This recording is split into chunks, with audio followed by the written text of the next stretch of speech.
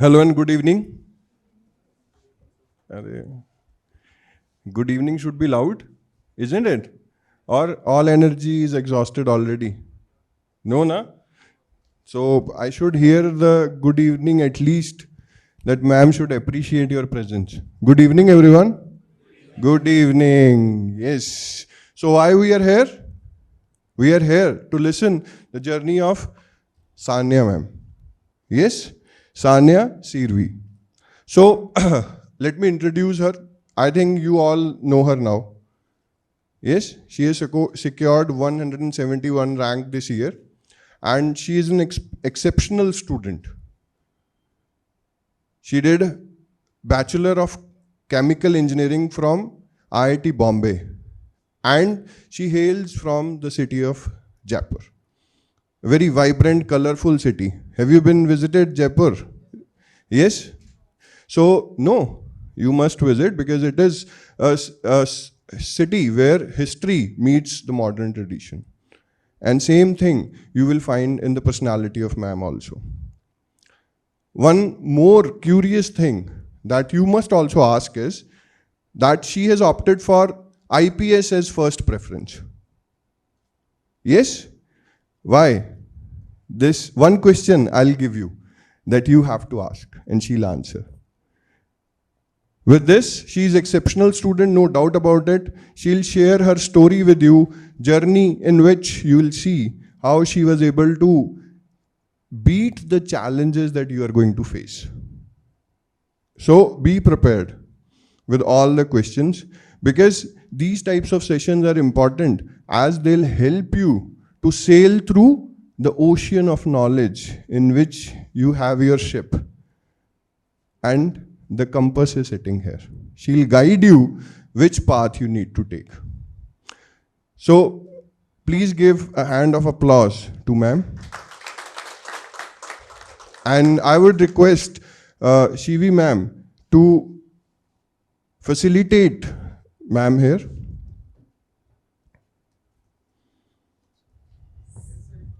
Please.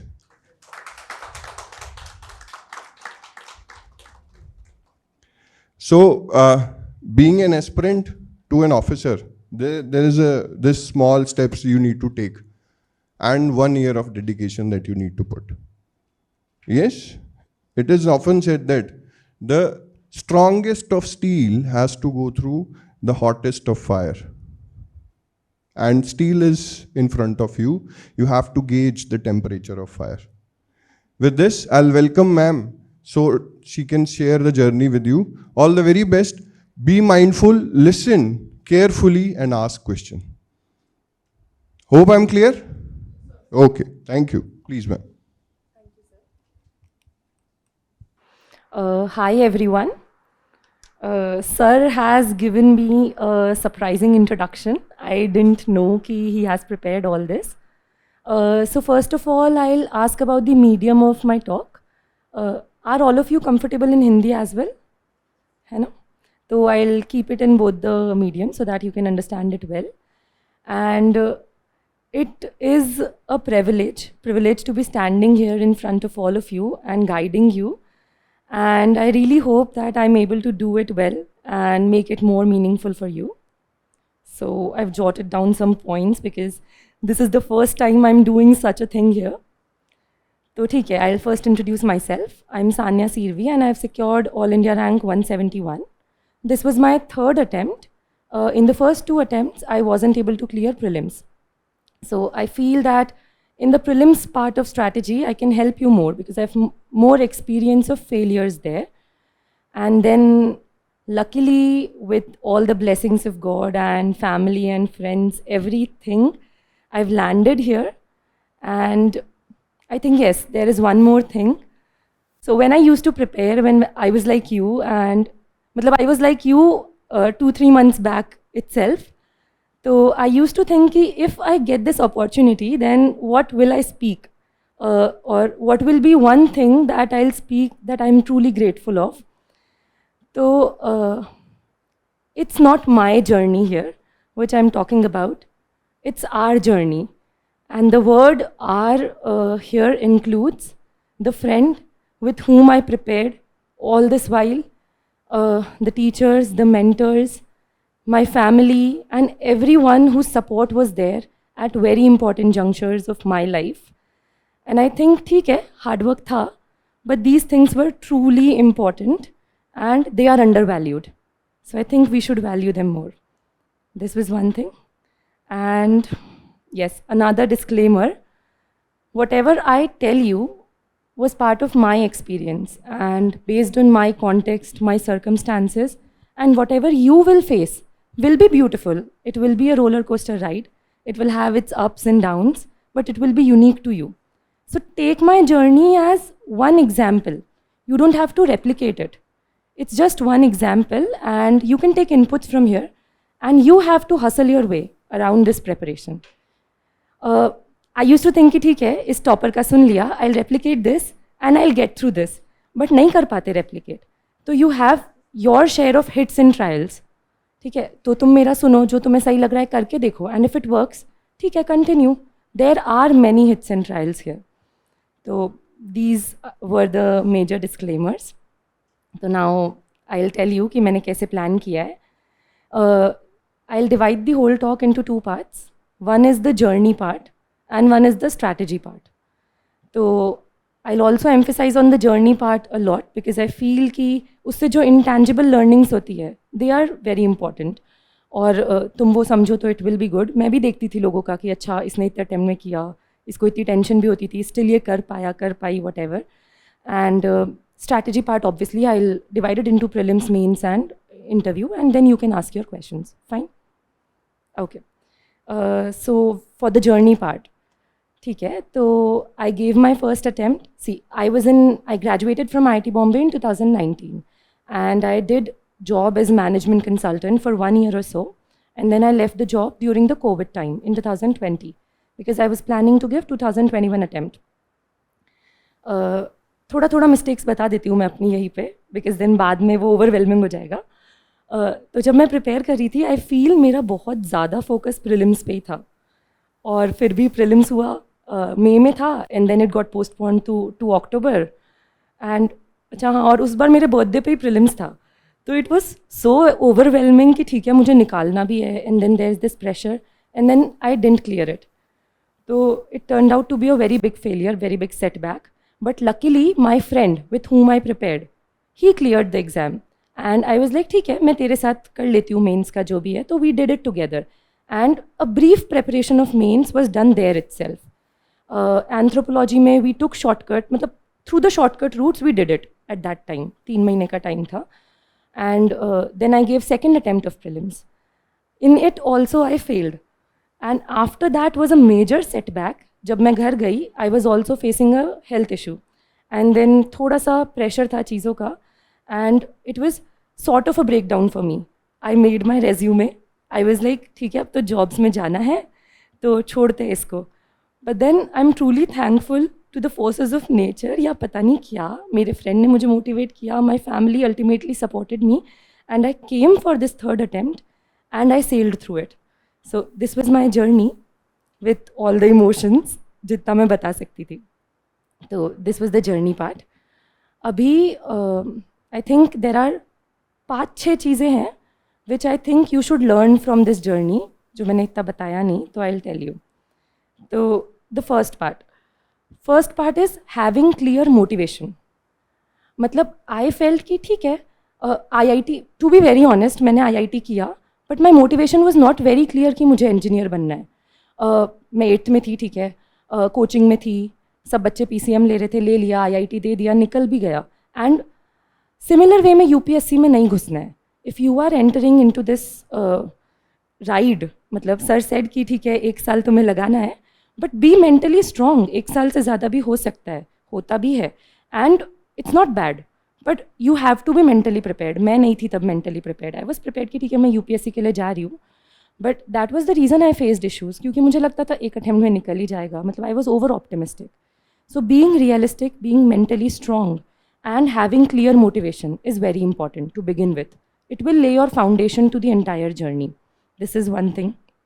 I know it's easy to speak but try to think of these things कभी कभार बीच बीच में पढ़ते पढ़ते अभी बोर हो गए कि क्यों कर रही हूँ मैं या क्यों कर रहा हूँ मैं, इज़ इट दैट स्ट्रॉन्ग, मतलब will it keep me going in the low points. Then the second thing which I would say, health. Health is the most underrated thing in this old Rajendra Nagar and I think among us. But it's the most important thing and I realized it late, but I'm thankful कि मुझे ये realize हो गया. Be it physical health or be it mental health. क्योंकि अगर आप physically well नहीं हो, you can't put your mind into things. जब तुम दिमाग ही नहीं लगा पा रहे क्या प्रैक्टिस करोगे, क्या मॉक्स दोगे, तो that is very very crucial. तो that you should be aware. ठीक है, डाइट का बहुत ध्यान रखो, बहुत ही मम्मी पापा वाली एडवाइस है, but I think it's very important कि स्ट्रीट फूड तुम लिमिट में खाओ. मैंने सब करके देखा है and I have suffered, so I am telling you. Then mental health. तो मेंटल हेल्थ में एज आई टोल्ड यू कि सेकेंड अटैम्प्ट के बाद it was sort of a break down for me. तो मेंटल हेल्थ में there are many lectures here and there. You should try and listen to them. ऐसे नहीं कि नहीं ये तो मेरे काम का ही नहीं है. यू नेवर नो, जब वो काम का होगा you won't be in that mind set कि मुझे ये लेक्चर सुनना है. तो अगर तुम अभी सुनोगे और बाद में तुम्हें कभी इशू होता है तो यू विल रिकॉल इट. तो I would like to mention Shivin sir here. मैं उनको तब से, मैं और मेरा फ्रेंड, हम लोग उनको तब से फॉलो करते थे जब वो अनोनिमस यूपीएससी एस्पिरेंट थे and we really found his channel useful. तो you can see more of such things mental health related. एक एडवाइस जो मैंने पर्सनली ट्राई की है वो मैं तुम्हें दे सकती हूँ, वो है जर्नलिंग. तो in fact I have written all this in my journal itself.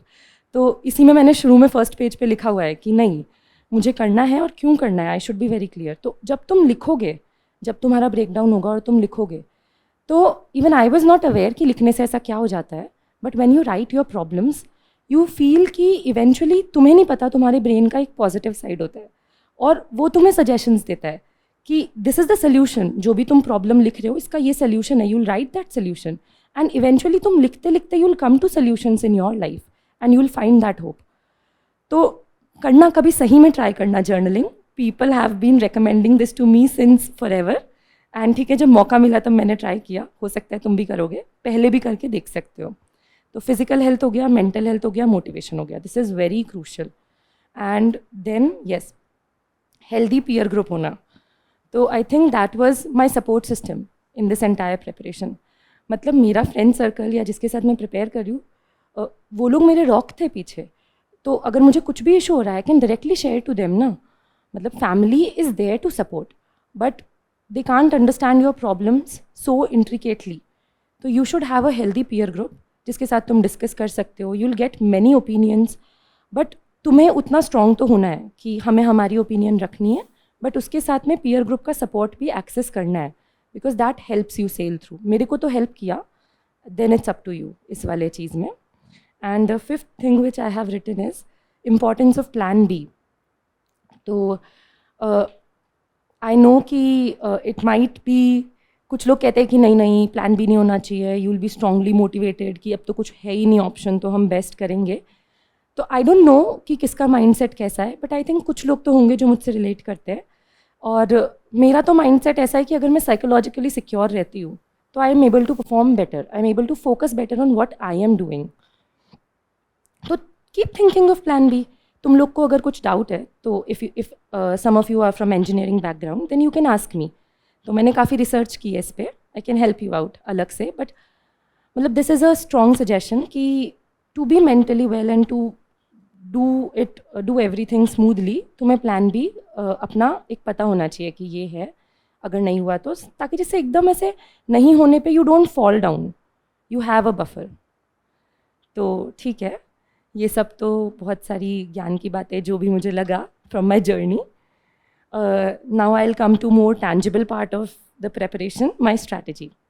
तो स्ट्रैटेजी में अब ऐसे था कि I will start off with prelims. Prelims में I have a lot of insights, I will share them with you. मैंने note down किया, ठीक है, जो मेजर है. I might miss out some because बहुत ही ब्रॉड है सारा. तो हाँ ठीक है. तो सोर्सेज में अगर किसी को कुछ डाउट है तो maybe you can ask me later. First I will tell you overall broad कैसा प्रेपरेशन का स्ट्रैटेजी था मेरा. नोट्स. तो अब there are a few things which I need to share. पहला है नोट्स. नोट्स के लिए प्रीलिम्स में तो हमने तो बनाए थे नोट्स अलग से प्रीलिम्स के लिए भी, but it's not essential at all. तुम लोग अपने बेसिक सोर्सेज से कवर कर सकते हो. But now remember one thing, लोग नोट्स पढ़ लेते हैं, हाईलाइट कर लेते हैं, बहुत सुंदर सुंदर नोट्स भी बना के रख लेते हैं कि सब पॉइंट्स तो इसमें लिखे हैं. मतलब I was one of them कि कोई टेस्ट सीरीज़ में कोई क्वेश्चन आ रहा है, मैं देख रही हूँ सब डिस्कस कर रहे हैं फ्रेंड्स की अच्छा ये आंसर है, कोई बात नहीं अभी याद नहीं था, नोट्स में तो लिखा है. तो नहीं होता वैसे, नोट्स में सब लिखा होता है. You have to note them down in your brain. You have to think of them consciously कि नहीं मुझे ये याद करना है, मेमोराइज करना है, उसको तब तुम याद कर पाओगे. I face this challenge a lot क्योंकि I was not very good in memorising things. तो this might be the case with you. So you have to put those notes in your brain. मतलब तुम में से किसके mind notes अच्छे हैं, that will matter. तो ये हो गया पहला नोट्स. सेकेंड, प्रायोरिटाइज करके बताती हूँ मैं तुम्हें. तो सेकेंड आई थिंक सबसे इंपॉर्टेंट है मेमोराइज करने के बाद, बेसिक चीज़ें पढ़ने के बाद PYQs. तो आई थिंक ठीक है, ये अभी it is the most relevant चीज़ which is there in market as well कि तुम्हें PYQs करने ही है. That is sort of the syllabus of prelims which I realised. और ऐसा नहीं है मैं कर रही हूँ फर्स्ट अटैम्प्ट से. And I tell this to lot of people जो मेरे फ्रेंड्स है कि PYQs करने हैं. सब बोलते हैं हाँ हाँ करेंगे, बट उसको करना is truly time consuming. You need to do the research, you need to do everything by yourself. कुछ जगह है होता है रेडीमेड कंटेंट, बट खुद करोगे तो ऑब्वियसली उसका ज़्यादा फ़ायदा होता है. तो स्टार्ट डूइंग इट. PYQs तो तुम्हें करने ही है और तुम्हें आइडिया होना चाहिए कि कहाँ से क्या क्वेश्चन है, क्या इसके ऑप्शंस है. फिर मेरा ऐसे था जैसे मैंने PYQs किए थे तो फर्स्ट अटैम्प्ट में I did them, I mark them कि ठीक है इतने सही हो रहे हैं, हो गया, काफ़ी तो सही हो रहे हैं, कोई दिक्कत नहीं है. तो I didn't analyse them in that depth. इस अटैम्प्ट में आई डिड दैट. तो अगर if in history there is a question and there are 4 personalities in option, जैसे बाल गंगाधर तिलक है, लाला लाजपत राय, जो भी है, तो these were the major personalities. I made a list of them and मतलब we actually open the Wikipedia page, उसका पूरा पढ़ा, उसकी फील ली कि अच्छा ये इस टाइम पे यहाँ गए थे, and we related it with that spectrum part which we studied. तो the connecting the dots part became even better. Similarly in environment, so what you can do is one thing कि if you want to analyze these PYQs in a better way, what we did was we made a shared Evernote और उस पर हमने section बना लिया हर subject का, और उसमें PYQs का जो भी एनालिसिस था, जैसे अगर एनवायरनमेंट में कोई क्वेश्चन आया है किसी भी पर्टिकुलर वर्ल्ड रिसोर्सेज इंस्टीट्यूट पे कि ठीक है ये बॉडी है, टेरी है, तो उसका एक बार गूगल करके पढ़ लिया, क्या क्या इसके मेजर इनिशिएटिव्स है वो लिख लिए. तो वी हैव दिस पूरा अभी बना हुआ है, वो we can reuse it in every attempt. तो it is very very useful. तो PYQs एनालाइज करो, कॉन्शियसली गूगल करो, अच्छे से उसको समझो, कनेक्ट करो जो भी पढ़ा है, प्लस उसका मैं तो यही रेकमेंड करूँगी कि नोट्स बना दो. वो लगता है time consuming but then it's truly helpful. और अटैम्प्ट्स तो पता नहीं चलता है, मतलब हो भी जाते हैं और तो काम आ जाता है. तो PYQs का I would say this much only. फिर एक और प्रैक्टिस है बहुत ही बेसिक सी जो मैं बिल्कुल नहीं करती थी. तो all these are sort of my mistakes and then my improvements. तो my friends they use to see these YouTube videos कि ठीक है 5 क्वेश्चन का वीडियो है, उसके आंसर बता रहे हैं. आजकल काफ़ी ऐसे वीडियोज़ है. तो there are PYQs of UPSC and then there are PYQs of CDS and other examinations as well, which you will find they are very much relevant to UPSC as well. वही similar pattern में questions are getting repeated. तो अब यही है कि बैठ के CDS के तो सारे PYQs एनालाइज करने का टाइम रियलिस्टिकली मेरे पास तो नहीं था. एंड आई थिंक तुम लोग बहुत पढ़ते हो तो हो भी सकता है, तो तुम कर भी सकते हो, बट स्टिल रियलिस्टिकली मुश्किल होता है. तो दोज वीडियोज़ दे आर हैफिजार्ड. अच्छा आज मैं पढ़ पॉलिटी रही हूँ बट IR का वीडियो देख रही हूँ, ये क्वेश्चन आया, इंटरनेशनल क्रिमिनल कोर्ट आता तो है नहीं, क्यों करना है. तो करेजियसली अटेम्प्ट दोज क्वेश्चंस. मतलब I started doing this in last attempt and I saw considerable improvement. मेरा पहले दोनों प्रीलिम्स में 7-8 मार्क्स से कट ऑफ छूट रहा था, and this year I got 101. And I realised कि मुझे सबकॉन्शियसली चीज़ें पता थी. उसका रीज़न यही था कि मैंने भी वो रैंडम वीडियोज़ करना स्टार्ट किया. Be haphazard in your approach. You need to be systematic in your notes वाला part, but being haphazard helps a lot. तुम्हारा brain automatically haphazard data को connect करता है, and it's a brain exercise, तो it serves you better purpose.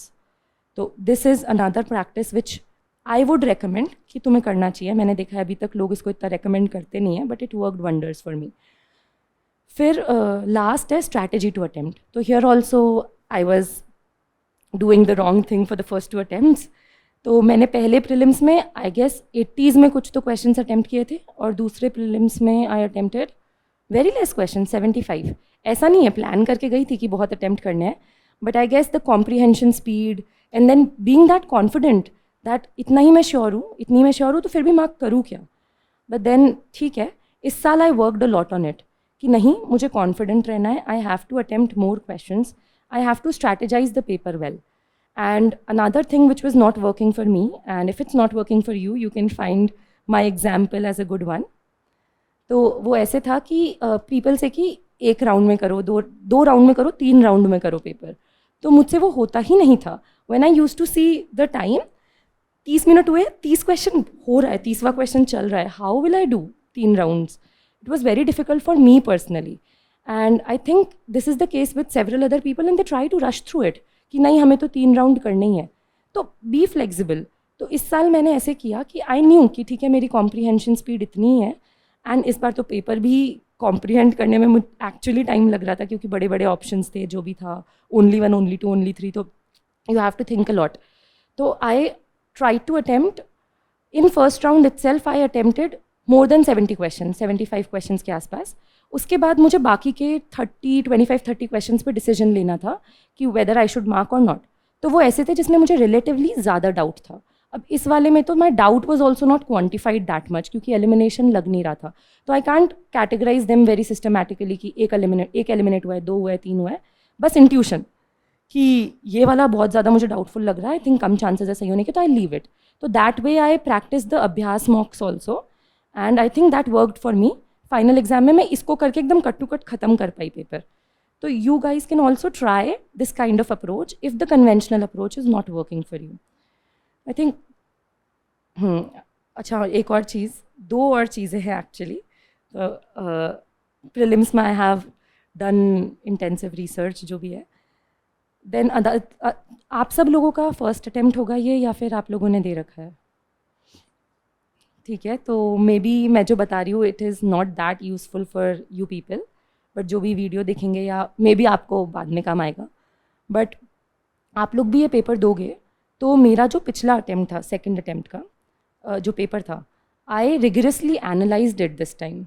मैंने काफ़ी ढंग से एक एक क्वेश्चन पे बैठ के सोचा कि मैं उस वक्त क्या सोच रही थी, मैंने क्यों ये ऑप्शन मार्क किया है, एंड मुझे ये नहीं करना चाहिए था, ये करना चाहिए था. I could have guessed, I had the information. तो I made a very systematic Excel sheet, and maybe I just tell you the columns major क्या थे उसमें. मैंने खुद नहीं, काफ़ी लोग ऐसे बताते हैं sheets, but I designed it for my self कि मुझे जो सही लग रहा है मैं वैसे वैसे करूँगी. तो जो भी है, पहले क्वेश्चन का कॉलम, आंसर जो मैंने मार्क किया है जो है, and then this part I didn't find that relevant, but मैंने ये डाला था कि मैं कितना श्योर थी. I categorised it into 4 parts. S means पूरा श्योर, आई डोंट नो मैंने ये क्यों करा है, बट ये मेरा कुछ तो करके कन्वेंशन बन गया था. डी मीन्स कि थोड़ा मुझे डाउट है 2 ऑप्शंस में. टी मीन्स मुझे 3 ऑप्शंस में ज़्यादा डाउट था, और एन मीन्स मुझे कुछ आता ही नहीं है इसमें. तो I categorised it in that way कि मेरा हर क्वेश्चन किस कैटेगरी में आ रहा था. This was the third thing. Then the fourth thing and fifth thing I found very relevant. तो फिर मैंने सोचा अब मैं इसमें एनालाइज करूँ क्या. तो इन्फॉर्मेशन, फर्स्ट थिंग वाज कि इन्फॉर्मेशन का मैंने कॉलम बनाया, उसमें मैंने ड्रॉप डाउन मेन्यू बनाया, उसमें 5 चीज़ें डाली कि studied properly, studied once, didn't study, random information है, I couldn't study, and then general है, no need to study. So these kind of 5 columns I made, and I found more or less every question falling into one of these criteria.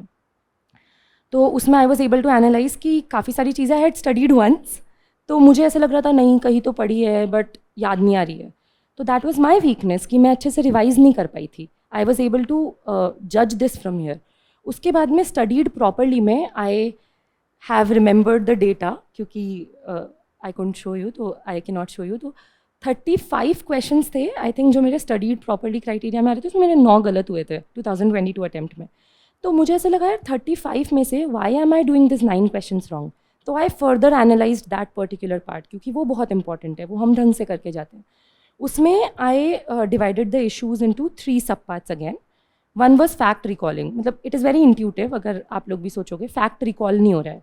Second is conceptual error. I had this conceptual error. I was shocked कि मुझे लगता था geography तो मुझे आती है, लो clouds high clouds वाला concept गलत हो रहा है. तो आई वाज लाइक ठीक है, कॉन्सेप्ट्स भी कुछ कुछ जगह हिले हुए हैं, I need to work on them. And third thing was presence of mind. तो फैक्ट का भी इशू नहीं है, इसका भी इशू नहीं है, प्रेजेंस ऑफ माइंड कुछ तो जुगाड़ बैठ रहा था. People were able to make through this question and I was not able to make through. तो मैंने उन लोगों से पूछा, मैंने मेरे दोस्तों से पूछा कि what did you think while solving this question. I wrote that down आगे रिमार्क्स में. And then I made 2 more columns कि सल्यूशन एट दैट मोमेंट. तो उसमें मैंने ऐसे लिखा कि जहाँ मैं जुगाड़ नहीं बिठा पाई, जहाँ I was not able to sail through, I wrote कि I could have thought it better. Then there were places जहाँ मैंने कोई आंसर सोचा और सोच के मार्क नहीं किया. तो आई रोट कि I should be more confident in such types of questions. That was the solution for that moment. And then another column I made कि long term solution क्या होगा इसका. Long term solution में तो सब में ही solutions मिल रहे थे मुझे कि you need to study well, you need to revise well, या फिर this particular topic is weak. अब विजयनगर से question आ रहा है and you are doing it wrong. That means you need to revise it better. तो ऐसे टाइप की गलतियाँ भी होती है despite everything you do.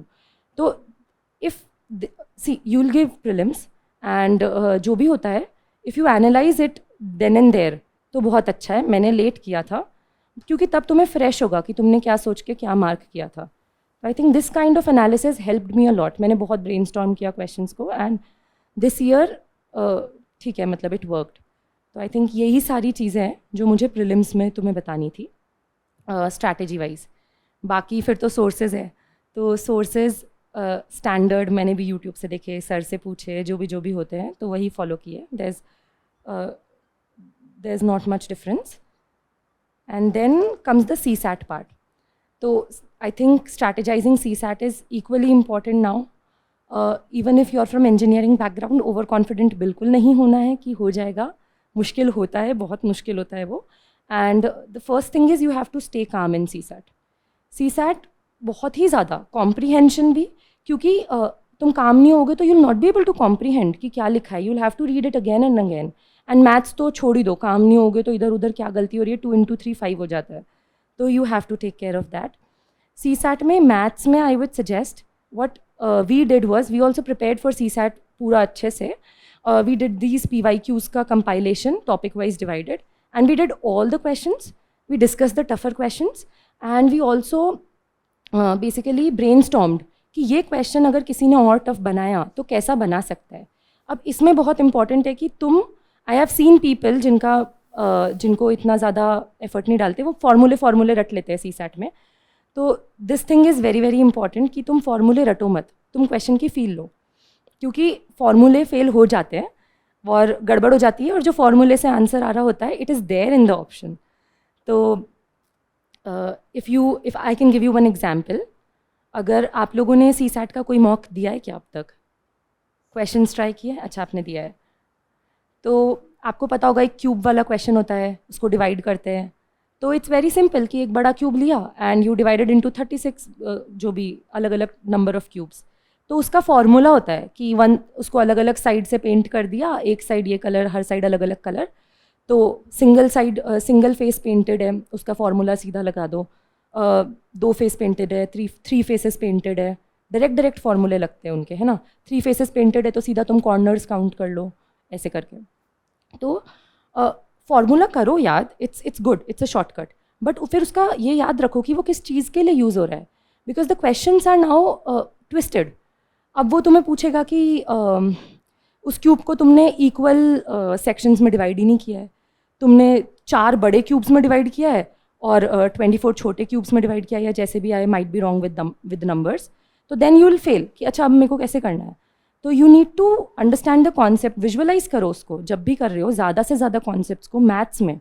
मतलब आई don't no, the strategy for CSAT is not that evolved right now, अब होगी, बट ये चीज़ तो मेरा रिकमेंडेशन है कि विजुअलाइज करो चीज़ों को, जो भी तुम कर रहे हो उसको अच्छे से, ताकि जिसे इम्प्लीमेंट कर पाओ. Even with the probability questions this is very much true. इस बार सॉक्स और वो वाला क्वेश्चन आया था कुछ तो, and just go and try that question once. इस साल जो क्यूब वाला क्वेश्चन आया था, प्रोबेबिलिटी वाला क्वेश्चन आया था, if you have that common sense तो तुम उसको ईजिली सेल थ्रू करोगे, रट के नहीं कर सकते.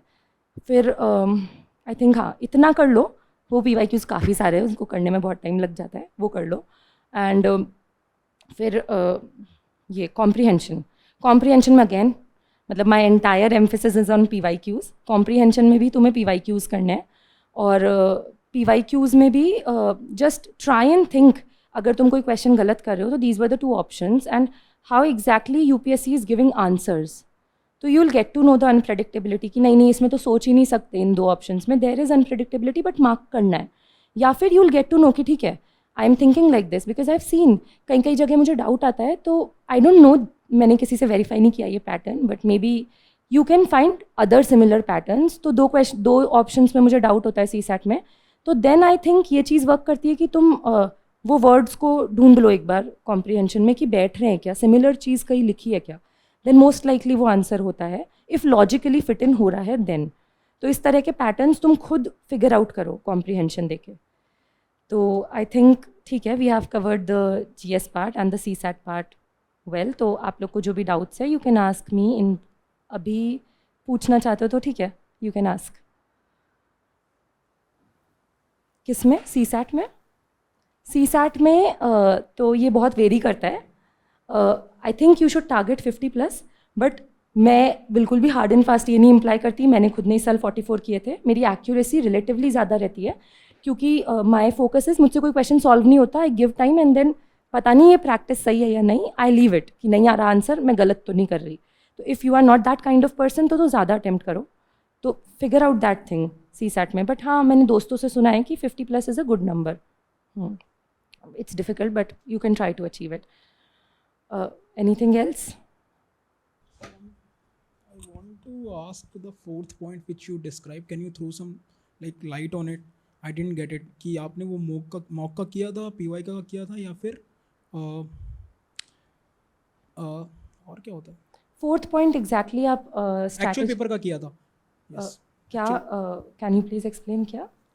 कि घर पे आके आपने अच्छा, वो जो एनालिसिस किया था पूरा, तो वो एनालिसिस मैंने लास्ट 2023 में बैठ के 2022 के मेरे ही प्रीलिम्स के पेपर और 2021 के मेरे ही प्रीलिम्स के पेपर का किया था, मॉक्स का नहीं किया था. तो it will get too lengthy a process, but अभी आप लोगों का फर्स्ट अटेम्प्ट है तो it might not be that relevant. पर हाँ, मेरे लिए था क्योंकि प्रीलिम्स नहीं निकला था 2 बार से, तो आई एनालाइज्ड दोस पेपर्स. कि वेयर यू आर लैकिंग, कि मतलब कहाँ फैक्ट में पीछे रहते हैं, presence of mind, and what was one was fact and one was concept. So at times you feel कि मुझे तो आता है क्योंकि तुम्हें लगता है मेरा concept तो सही है, but the concept itself is somewhere tweaked in your mind. So you need to figure out these things also. ठीक है? तो if you need the entire Excel sheet का framework, I can share it with you later. You have something like where you share things like Telegram and etc. I'll let you know after the talk. ठीक है. Ma'am आप जो CSAT solve करती थी या कोई भी, तो कितने फ्रेंड्स आपके होते हैं मैंने वैसे सर्कल में? अच्छा, सर्कल में कितने फ्रेंड्स हैं? जो तो मैंने आपके साथ पढ़ते थे. तो 2 of us are preparing together and then we have this circle of college friends.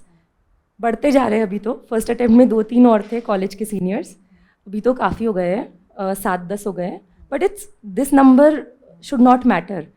तुम 2 लोग प्रिपेयर कर रहे हो और हेल्दीली डिस्कस कर रहे हो और इंगेज हो प्रिपरेशन में, then it's well and good. Ma'am आप लाइब्रेरी गोइंग थी या रूम पर पढ़ना?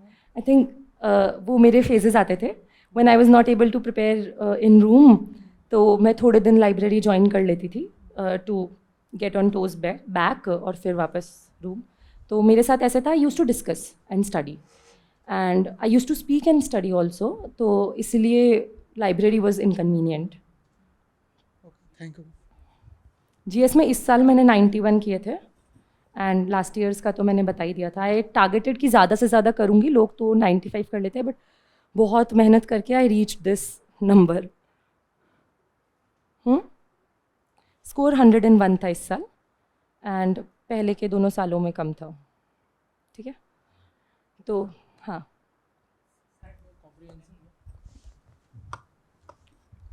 मैम CSAT के कॉम्प्रिहेंशन में बहुत सारे ऑप्शंस होते हैं, जैसे 2 ऑप्शन के बीच में एक ऑप्शन बहुत ही कन्विंसिंग लगता है, but when you mark it it goes wrong.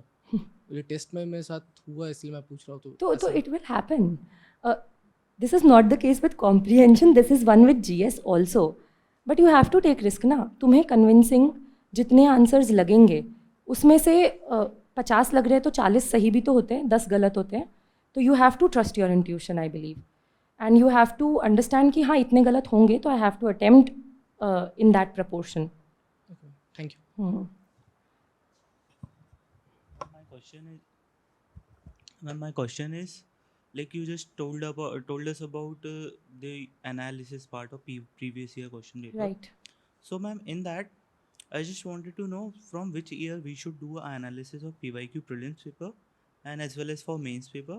And one more thing, like, can that analysis part, that research information which we are getting, क्या वो इन्फॉर्मेशन हमें मॉक्स मतलब जो मॉक से हमें इन्फॉर्मेशन मिलती है उस पे ज़्यादा रिलाई करना चाहिए जो हमारे पास, या जो हमारे पास एनालिसिस करने के बाद इन्फॉर्मेशन है जो होपफुली पॉसिबिलिटी बनती है कहीं ना कहीं रिपीट होने की, बट मॉक्स की मुझे लगता नहीं है कि ऐसे पॉसिबिलिटी बनती हो, बट वो आपका रिवीजन में हेल्प करते हैं। तो आप किसको प्रायोरिटाइज देना चाहोगे, एनालिसिस पार्ट को या मॉक्स के एनालिसिस पार्ट को? आई थिंक इधर तो मैं डेफिनेटली प्रायोरिटाइज मॉक्स के एनालिसिस को करूँ, नहीं सॉरी, मॉक्स के एनालिसिस को नहीं करूँगी। I will prioritise the PYQs वाला पार्ट। एंड यू आस्क्ड कि कब से करना है, तो do it first from 2013 to अभी तक 10-11 साल का। I think that covers pretty much of it, but I have seen people do more. एंड ठीक है, अगर आपसे हो रहा है तो you can do more, but तो हाँ, मेंस का भी मैं आपको बताती हूँ। मैंने मेंस का भी 2013 से ही किया था, बाकी प्रीलिम्स का भी यही। And for the mocks part also I would like to emphasise one thing कि पहले करके रखो UPSC PYQ का analysis. That was what I did. मतलब एटलीस्ट पहले स्टार्ट कर दो so that you get a broad idea. तो तुम्हें पता चल गया कि हाँ, विजयनगर पे क्वेश्चन आते हैं, ये हिस्ट्री में ऐसे क्वेश्चन आते हैं कि ये इसका कंटेम्प्रेरी है या नहीं, भक्ति सूफी सेंट्स और जो भी उस वक्त के किंग्स होते हैं उनके बीच में कोई कोरिलेशन है या नहीं, किसने किसको पेट्रनाइज किया, जो भी है। तो you get this idea from the UPSC PYQ analysis. और ऐसा नहीं है ना कि मॉक्स में they also brainstorm on similar lines sometimes. तो जहाँ मॉक्स में तुम्हें गिने चुने ऐसे टाइप के थीम्स पे क्वेश्चन मिल रहे हैं तो learn from them also. But obviously वो तुम बाद में प्रायोरिटाइज कर सकते हो। कि मैम जो आपने बताया कि नंबर ऑफ मतलब क्वेश्चंस अटेम्प्ट करना है, on what basis we are deciding, like कि पेपर का नेचर हार्ड है, डिफ़िकल्ट है, इजी है, सो दैट अगर इजी हुआ तो ऑब्वियस है कि आपको ज़्यादा अटेम्प्ट करना है, और डिफ़िकल्ट है तो आपको एक एवरेज डिसाइड करना पड़ेगा। तो on what basis you are like तो see, coming to the conclusion? This was a major question in my mind as well. In first attempt I felt कि मैंने जिससे भी पूछा दे वर लाइक कि तुम अपने हिसाब से डिसाइड करो, अगर एक्यूरेसी अच्छी रहती है तो attempt less number of questions, accuracy कम रहती है तुम्हारी तो attempt more number of questions. And then this also varies as per the difficulty level of examination, कि ऑब्वियसली अगर डिफिकल्ट रहेगा तो you won't be able to attempt that many questions. It is a thing also. तो ये सारी चीज़ें तो है ही, बट ठीक है, this might not work for everyone. But अभी जो मेरा एनालिसिस है, अगर पेपर ऐसा ही कंटिन्यू होता है, I am not very sure, but इस बार का पेपर आई फाउंड बहुत कम एक्यूरेसी परसेंटेज वाला for me and for some of my friends. तो आई एम नॉट श्योर सबके लिए ऐसा है, बट उस हिसाब से मैंने फिर उस वक्त तो यही मैं तो पहले ही डिसाइड करके गई थी कि इस बार तो ज़्यादा करना है, because nothing else is working for me. If attempting low works for you then fine, but nothing else was working for me, मुझे ज़्यादा ही करना था। And then the paper pattern has also evolve itself so much कि I believe इस type का paper अगर मैं वापस देती हूँ आई विल अटेम्प्ट मोर, क्योंकि नहीं हो पाती इसमें इतनी एक्यूरेसी। ये सब फैक्टर्स कंसिडर इन करना। फाइन, तो now I will proceed with mains. Mains का I will briefly tell you, उसमें इतना ज़्यादा इंसाइट्स मे बी मेरे पास ना हो क्योंकि मुझे उसका फेलियर का एक्सपीरियंस नहीं है, बट हाँ, मेंस में broadly I will tell you how I proceeded about the entire thing. तो रिगार्डिंग GS 1, 2, 3 and 4, तो first I'll clarify कि in GS 4 I took the shortcut, it worked very well for me and it might not, but I referred to Shubham Kumar sir's notes and I made it the benchmark notes. उसमें I added my inputs every time I gave tests and all, क्योंकि I wasn't able to organize the ethics notes that well myself, but people do it, so you can refer to how they do it. Ethics में there is this part जो governance के GS2 syllabus से exactly overlap करता है। That particular part we prepared notes, otherwise तो मैंने sir का notes use किया था। apart from that, GS1, 2 or 3 में, I'll tell you the broad way in which I approached this entire thing. बाकी specifically sources का ऐसे कुछ नहीं है. I used online sources, random coaching material and everything I could. GS 1, 2, 3 में the first exercise which we did together was we sat down and we took the papers. तो हमारे पास बहुत सारी magazines थी in which there were questions topic wise segregated कि GS1 में इस particular point से ये questions आए 2013 से अभी तक. But ठीक है, we chose the longer route. It took 2 to 3 days. But then we analyzed the syllabus thoroughly ourselves and we subdivided the syllabus into smaller parts. So all the books might not be consistent with your thought. तो जैसे GS1 में there are some parts of geography which very well intersect with the environment वाला part of GS3. Similarly जैसे मैंने बताया कि GS2 में the citizens charter और वो सारा जो part है ethics और GS2 में it overlaps governance वाला part. Similarly और भी ऐसे हमें और trends मिले and we also found questions overlapping. GS1 और 3 में similar type के questions आ रहे हैं. तो we analyzed the entire syllabus thoroughly GS1, 2, 3, 4 का and we made this flow chart ourselves कि जैसे GS1 का पहला point है and if it includes 2 subdivisions we made the 2 subdivisions और हमने हर subdivision के questions उसमें डाल दिए. तो we had this पूरा subdivision wise categorization and the questions which belong to those subdivisions. अब ये subdivisions were quite thorough. जैसे environment is just one point in main syllabus but the questions are broad. तो we divided them.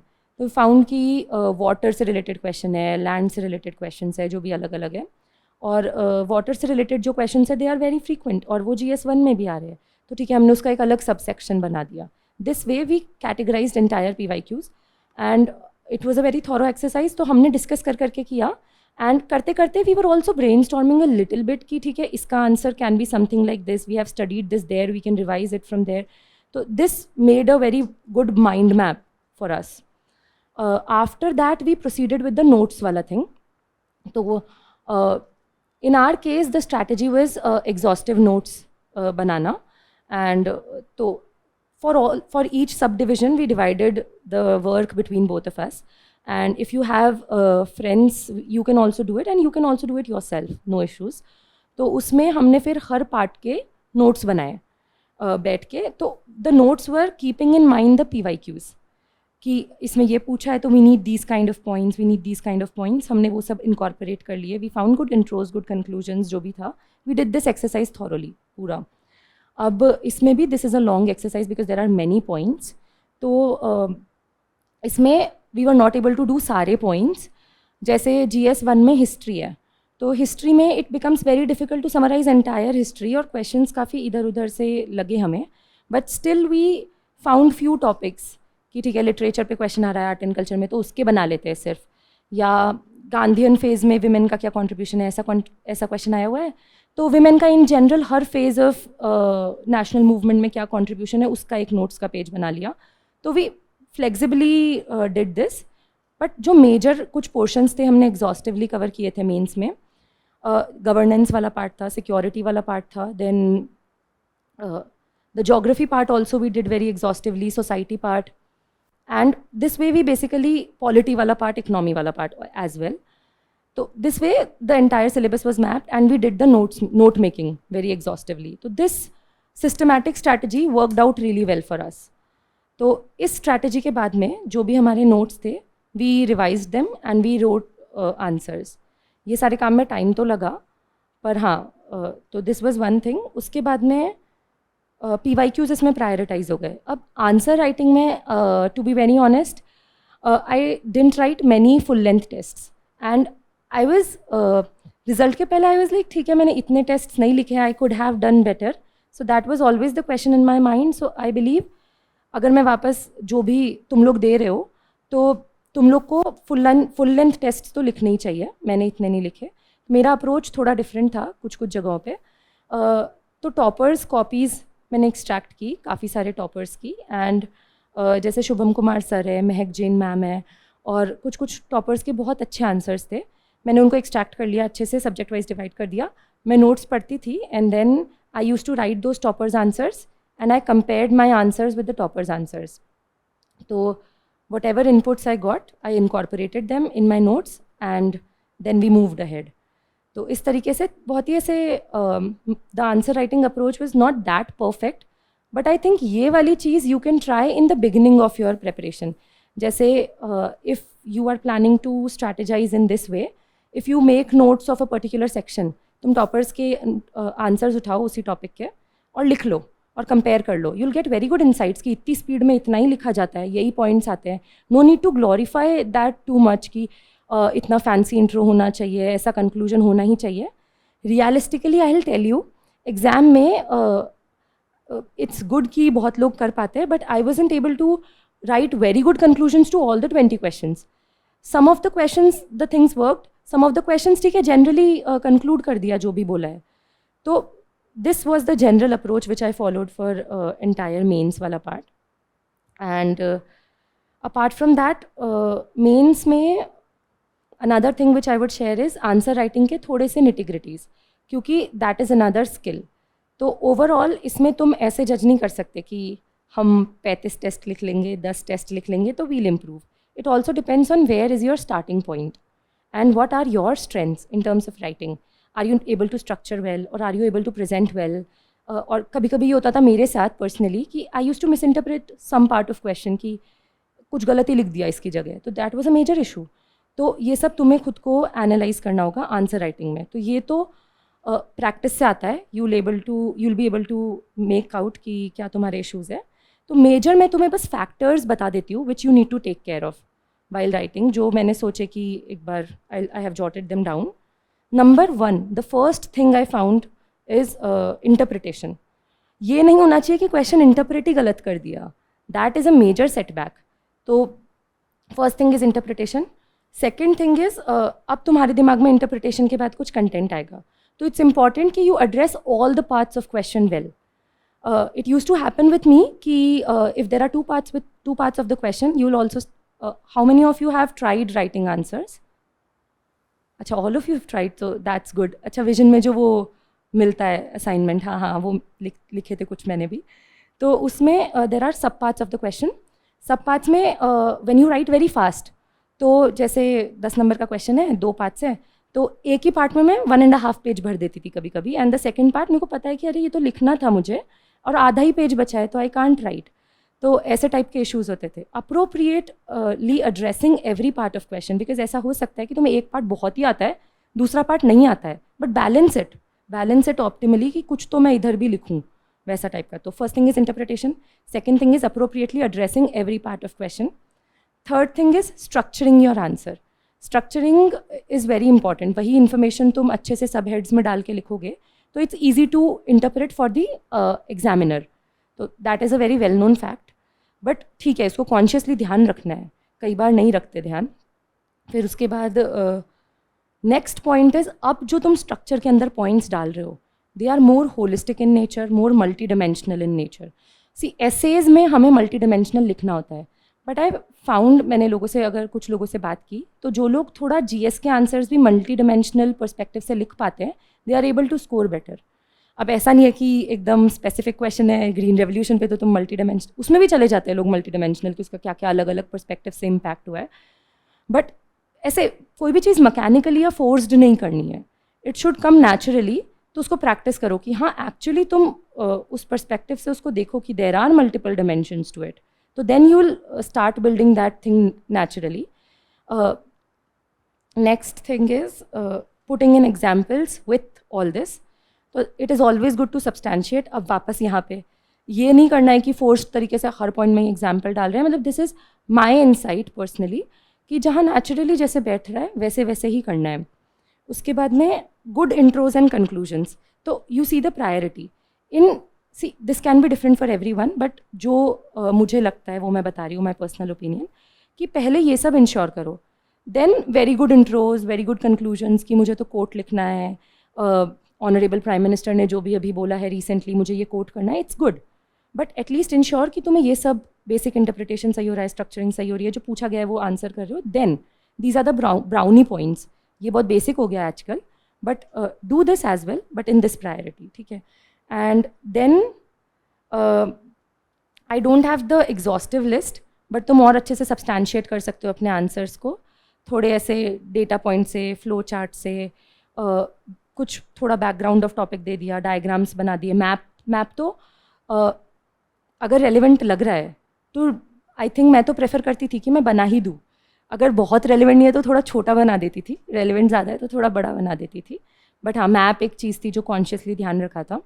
तो these kind of things are also important in this priority order I believe. And then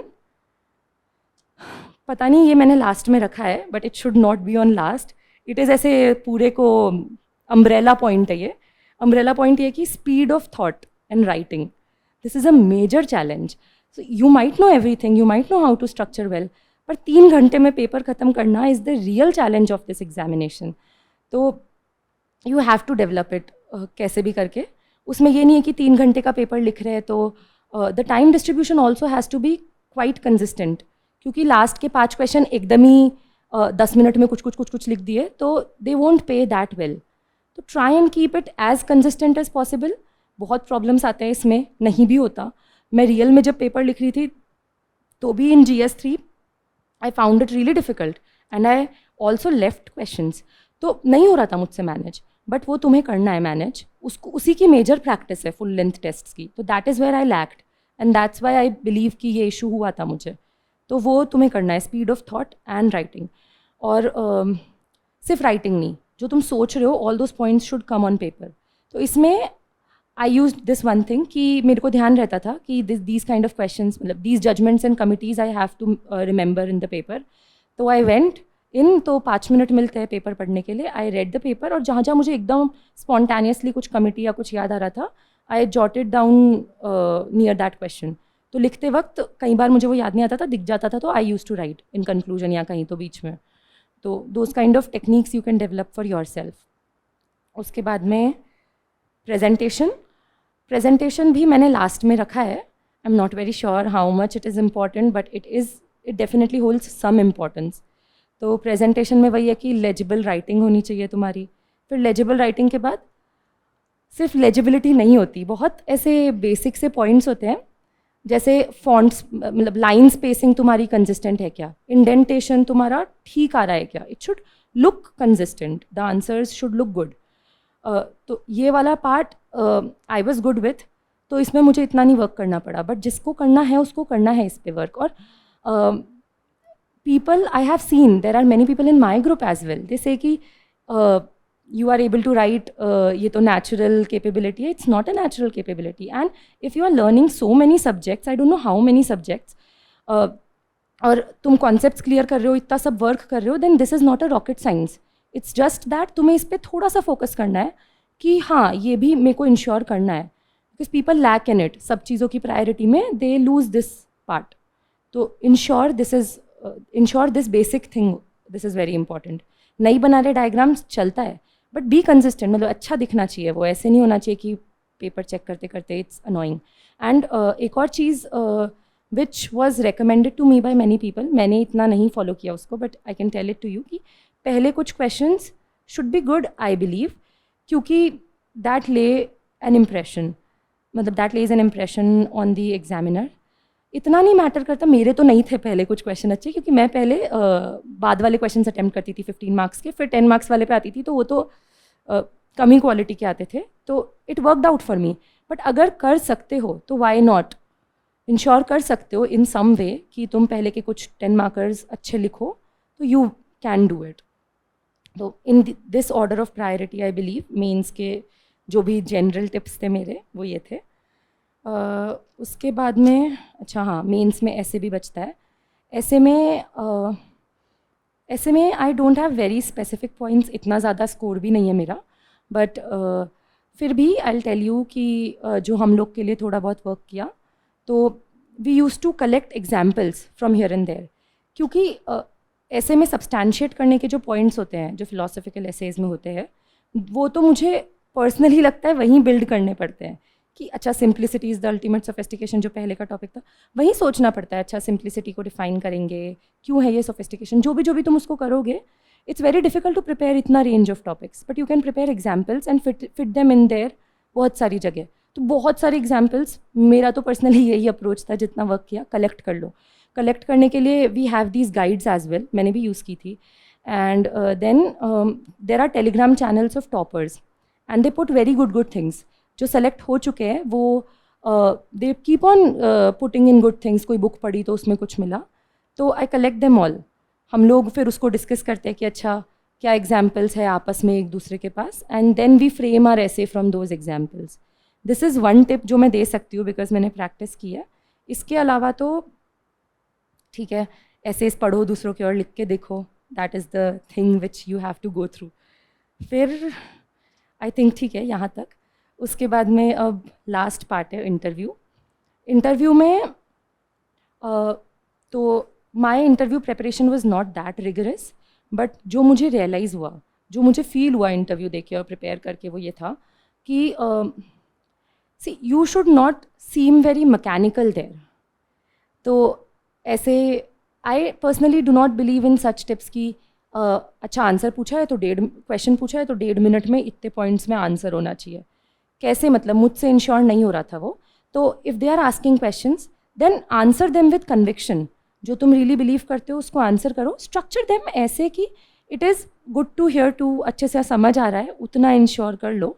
बाकी don't seem mechanical there and don't change your natural style that much.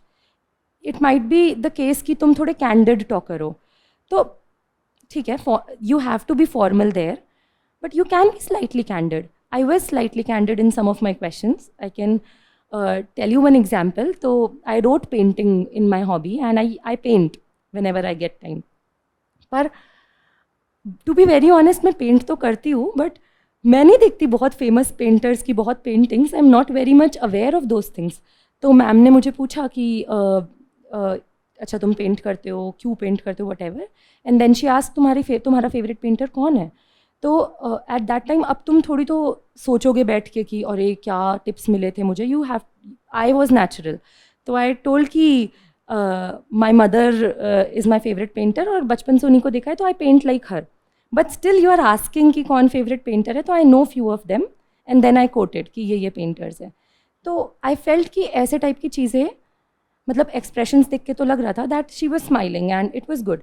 तो it was a bit candid chat with me, matlab for me, so that worked out well. So you need to work out your own style. You have to be natural. That really seems good. तो तुम ज़्यादा conviction से भी बोल पाओगे हर चीज़. तो interview में I think यही है. बाकी जब तुम करोगे तो डैफ नोट्स बनाने होते हैं. डैफ नोट्स को बहुत एग्जॉस्टिवली, ठीक है, उस पर तो एक्सपेक्टेड होता है कि जो भी तुमने लिखा है डैफ में you have to be well prepared with it.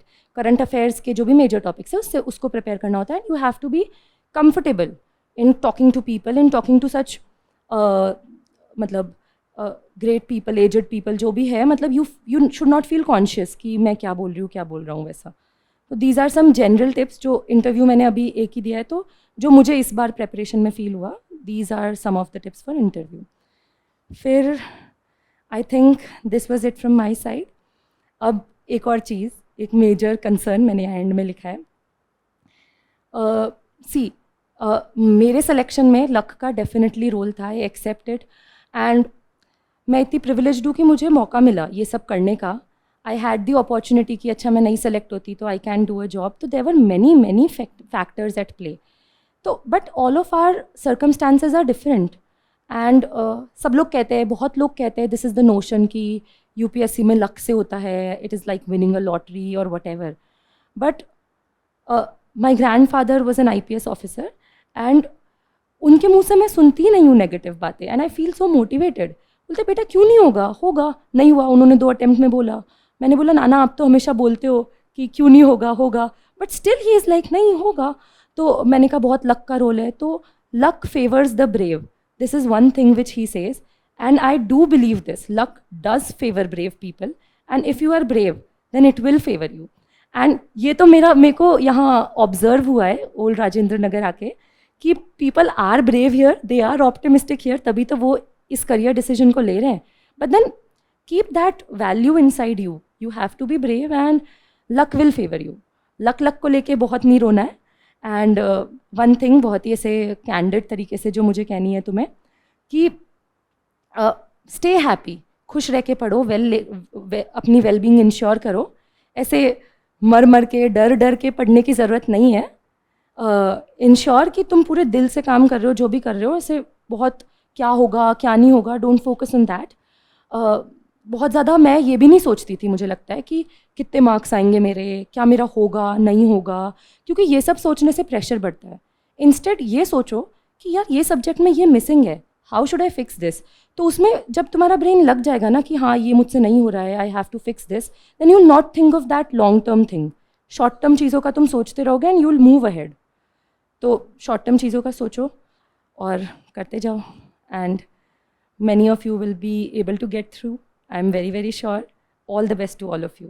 बाकी अब तुम लोग को जो भी डाउट्स हो, you can ask me without hesitation. जो भी ऑप्शनल, अच्छा मेरा एंथ्रोपोलॉजी था तो I didn't emphasise on that fact. किसी का है या एंथ्रोपोलॉजी?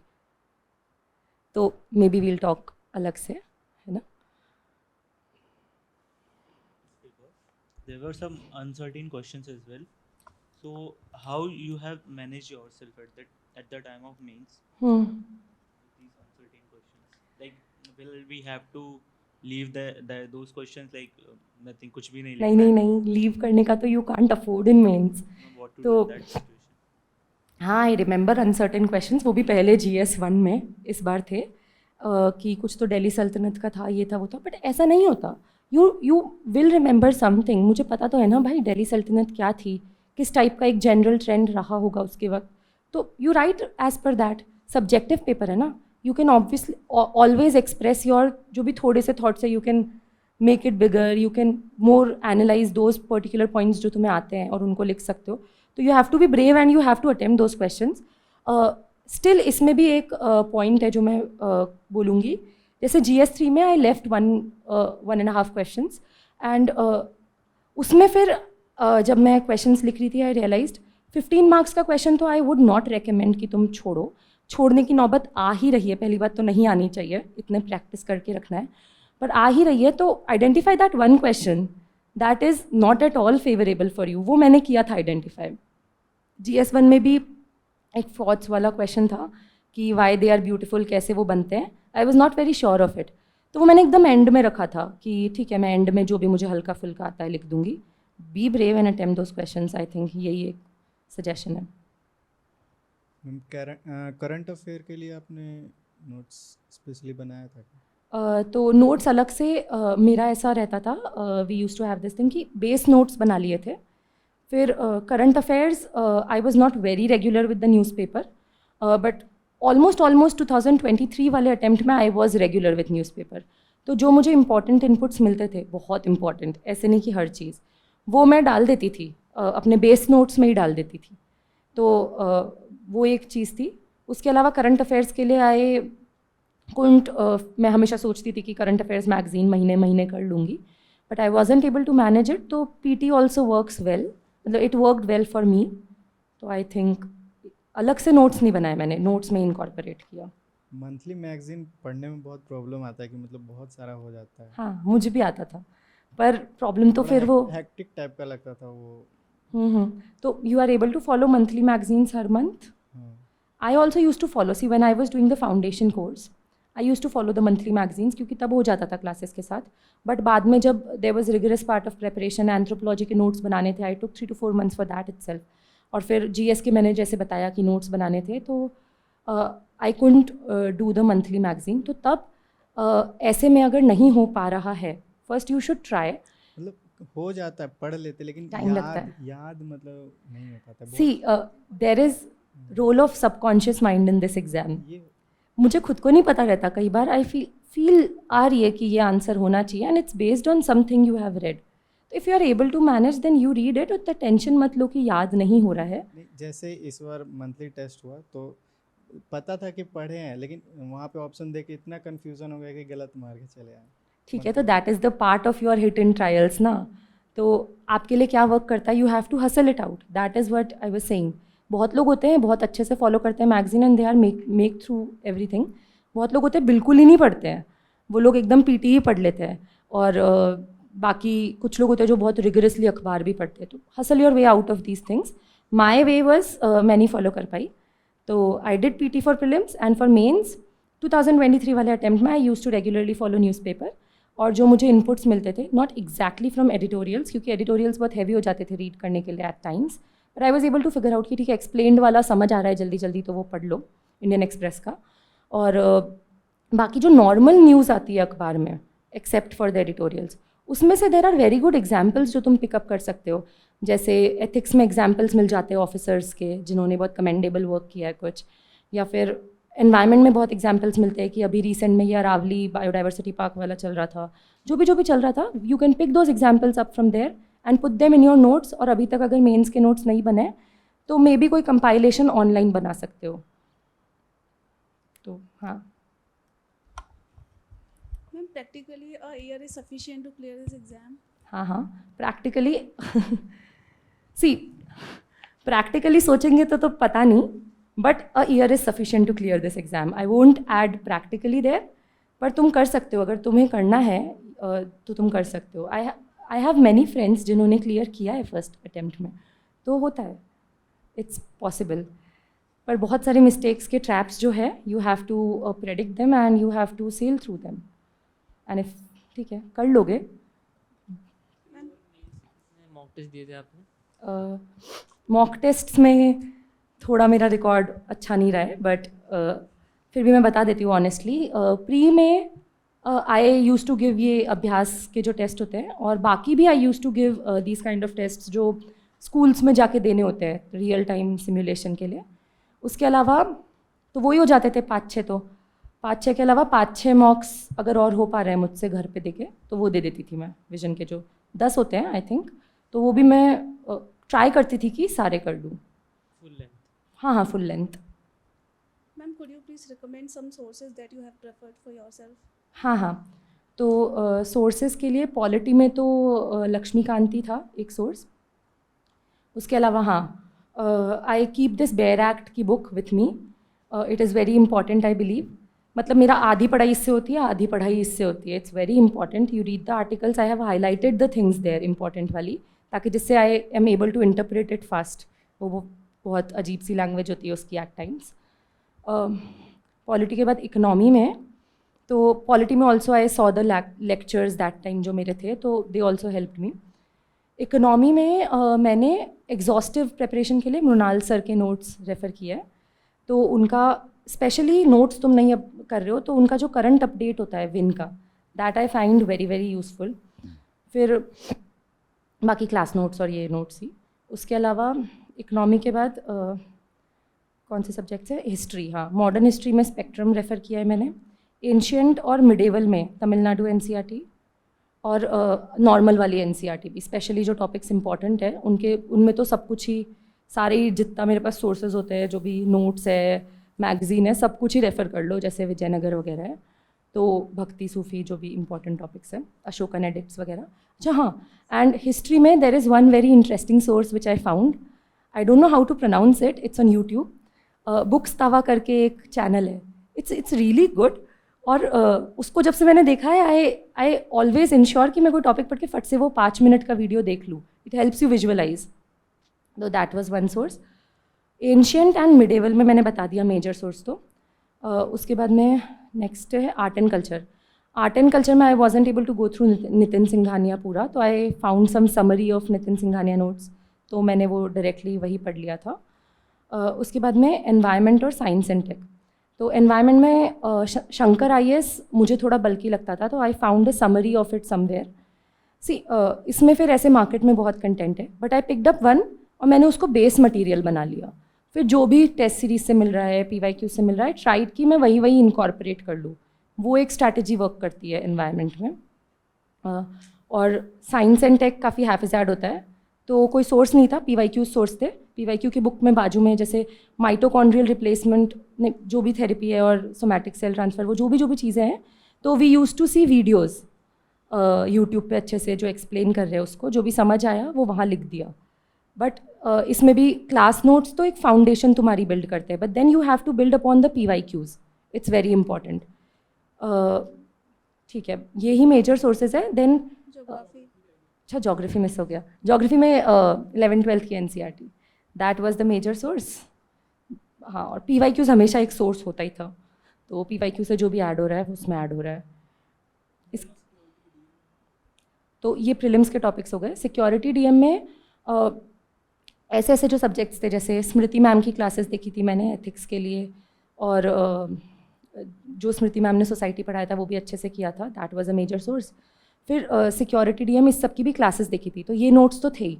उसके बाद में मैंने जैसे बताया था कि एक एक टॉपिक है, जैसे नक्सलिज्म है, नॉर्थ ईस्ट की इंसर्जेंसी है, इस पे 1 पेजर नोट्स बनाए थे क्वेश्चंस आइडेंटिफाई करके।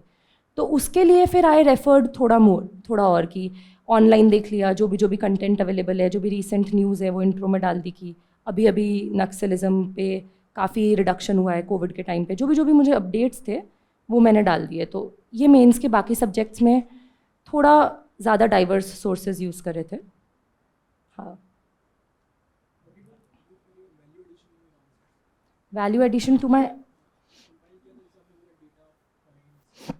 तो डेटा पॉइंट्स वगैरह अगर तुम पढ़ोगे कहीं से भी नक्सलिज्म, तो उसमें रेड कॉरिडोर का एक डायग्राम आता है, उसमें परसेंटेज आता है कितना है, उसमें कुछ 1-2 कोट्स आते हैं कि हमारे prime minister, honourable prime minister ने या मिनिस्टर्स ने जो भी बोला है, तो वो मतलब मेरे लिए, मुझे लगा कि इजीली मिल जाता है।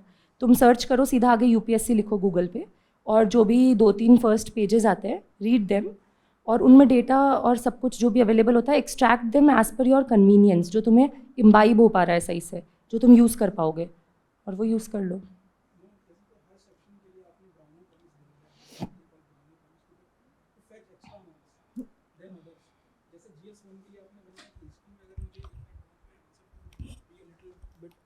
Better what would you include? ऐसे हर सेक्शन के लिए बनाया। इकोनॉमी के लिए तो डेटा मैं समझ गया, पॉलिटी के लिए कमेटी और जजमेंट भी मैं समझ गया। जजमेंट्स, पॉलिटी एथिक्स के में लिए एग्जांपल समझ गया, and for geography and for history के लिए क्या किया? ज्योग्राफी के लिए डायग्राम्स होते हैं, you can explain the entire process very well with that.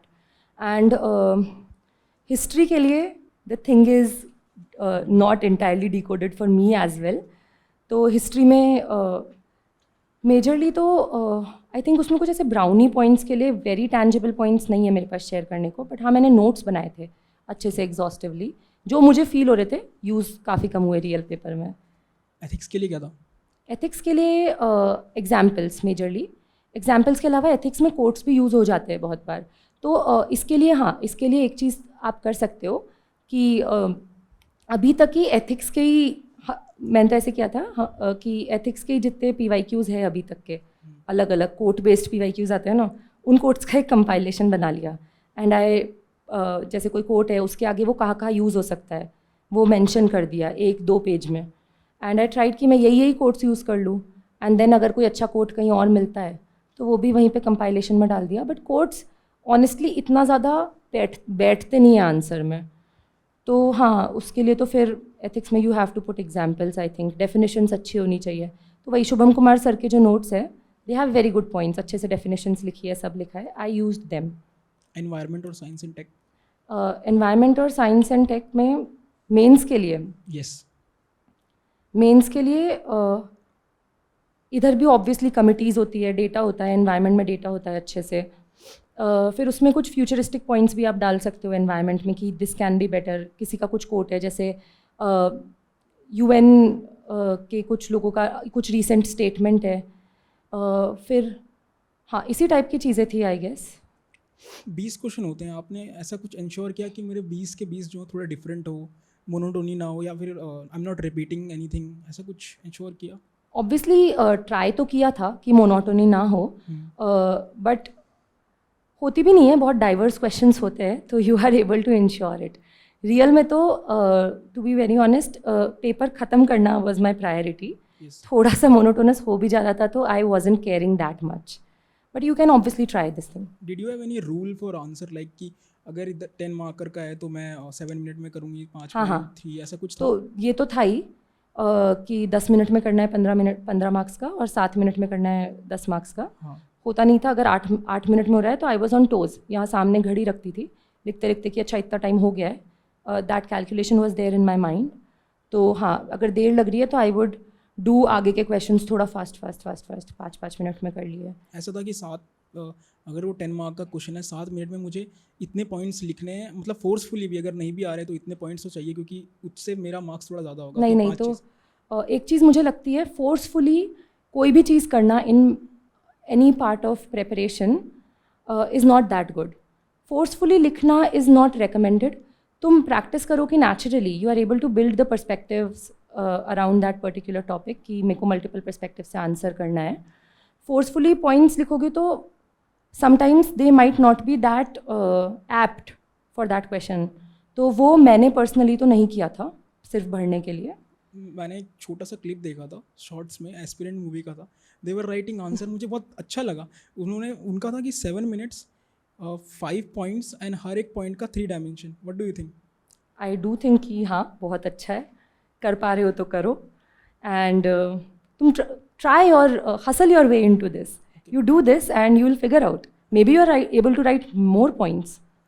And ऐसे के बारे में मुझे पूछना था that if essay is GS based essay, it is very easy to explore dimensions like politically, socially, etc. But when it is philosophical or code based ना, तो उसमें मैंने लिखा but you cannot find or explore dimensions, stretch dimension, different dimension. How you plan this out कि मुझे इतना क्योंकि dimension cover करना होता है, तभी diversity है। तो मेरे साथ ऐसे होता था कि I should give an example of essay, I think there was one essay last year 2022 में कि there is a better to every best. I think something of this kind of meaning. Always a better practices to the best practices. Yes yes. तो अब ये है, अब तुम्हें लगेगा कि this is not related to GS, but it is related to GS। You can relate it to GS। यही तो प्रैक्टिस करनी है कि there are better practices to best practices in governance, there are such practices in the society section जो तुम पढ़ते हो, environment section जो तुम पढ़ते हो, हिस्टोरिकली कैसे हुआ है। Historically humans have evolve this way. हमेशा हम हर चीज़ को बेस्ट थोड़ी ले लेते। The generations ahead try to become better and there is never an end. तो यू कैन इंटरप्रेट इट। जैसे एंथ्रोपोलॉजी भी मेरा ऑप्शनल था, तो दैट ऑल्सो हेल्प्ड इन ऐसे कि ह्यूमन बींग्स का इवोल्यूशन कैसे हुआ है। Usually I use to relate it with every topic, तो it is relatable if you practice it well. हर में वर्क नहीं करता है। सपोज अगर not all those who wanders are lost, उसमें नहीं काम कर रहा है, पॉइंट्स आर नॉट। तो just try and choose a topic जिसमें तुम्हारे लिए वो काम कर रहा हो। आई थिंक मेरे साइड से ऐसे में दैट वाज मोर और less it works, then you have to trust it कि हाँ वर्क करेगा, प्रैक्टिस इट। और इफ़ यू फील ऐसे काइंड ऑफ टॉपिक्स, तो you can do one thing कि तुम टॉपर्स के एसेज का एक कंपाइलेशन बना लो अपने लैपटॉप में, और उसमें जो टॉपिक तुम्हें अजीब लग रहा है पहले खुद सोचो कि कोई डायमेंशंस दिख रहे हैं क्या, GS से रिलेट हो रहा है क्या। नहीं हो रहा ना, तो एक बार वो आंसर पढ़ो, वो ऐसे पढ़ो, एंड यू विल फाइंड कि कुछ तो करा है इन्होंने, कैसे करा है। You will figure it out with respect to that particular topic. And the last one, can you share some insight from your interview experience? कैसा था इंटरव्यू एक्सपीरियंस? तो my interview experience was, see okay, first I will tell you बहुत ही honest review मेरा। तो मेरा result आया उसके पहले मेरे फ्रेंड्स पूछते थे कैसा था interview experience, but I was getting thoughts कि ये क्वेश्चन तो पूछा था, I was not able to answer it well, this question I was not able to answer it well. But अब जब हो गया है तो I see the positive parts कि अच्छा I was able to answer these particular questions well. तो there was a mix of both things. Some questions didn't go that well, some questions went really well. बाकी my interview experience was really cordial. I didn't find any such issue कि कोई uninterested है board member. It was very good. They were all very well receiving of all the answers. They were trying to discuss, putting up cross questions, but in a very friendly way. So that was really good. Apart from that, my interview experience was a bit more on the informal side.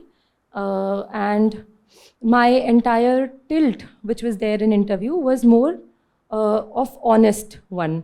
Matlab, I kept my answers a bit less diplomatic and more honest. So it's a very subtle here and there of the line. So mine was slightly more on the honest side. This was what I would review my interview experience. Body language पे आपने काम किया था कुछ? Body language पे mirror में देख के ऐसे? मिरर में देख के तो नहीं किया था। पता नहीं, करने से मे बी फ़ायदा होता। एक चीज़ कर सकते हो कि मैं जब डैफ के आंसर्स बनाती थी, तो अगर कभी कोई आसपास नहीं है या टाइम मिल रहा है, तो मैं ऐसे उसको बोल के देख लेती थी एक बार कि मैं बोल पा रही हूँ क्या. जैसे सपोज़ मैंने कोई पर्टिकुलर क्वेश्चन बनाया खुद के बारे में कि क्यों मैं पेंटिंग करती हूँ, व्हाई आई पेंट. तो मैंने लिख दिया answer. It is quite mechanical अगर तुम लिखते हो. मैं उसको बोल के देख लेती थी खुद से ही कि I really enjoy it because it brings me more close to nature. मेरा था एक्रेलिक पेंटिंग ऑफ लैंडस्केप्स. तो this kind of answer it came more with conviction. अगर तुम थोड़ा खुद बोल के देखो तो थोड़ा हार्ट फेल्ट लगता है वो, वैसे टाइप का हो जाता था अगर बोल के देखो. तो वो किया था. बॉडी लैंग्वेज यू आस्क, तो उसमें मेरे को एक रिव्यू मिला था. ऑब्वियसली इसके लिए मॉक्स आर वेरी यूजफुल. तो मॉक्स में रिव्यूज़ मिल जाते हैं if you nodding your head too much. But I think take them with a pinch of salt, क्योंकि ये बहुत सब्जेक्टिव रिव्यूज़ हैं. You yourself should put your brain into them. मेरे को ये रिव्यू मिला था when I listen to the board member I do like this. तो these kind of sounds come. और एक इंटरव्यू था जो माइक पे हुआ था ऐसे, तो उसमें वो आवाज़ थोड़ी ज़्यादा आ रही थी. Then I got this review. तो मैंने नहीं किया फिर वो. This was one review I remember. Thank you.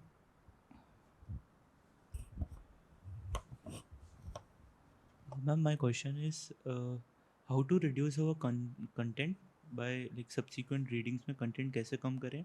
और एक और क्वेश्चन था कि how to form a broad reform strategy.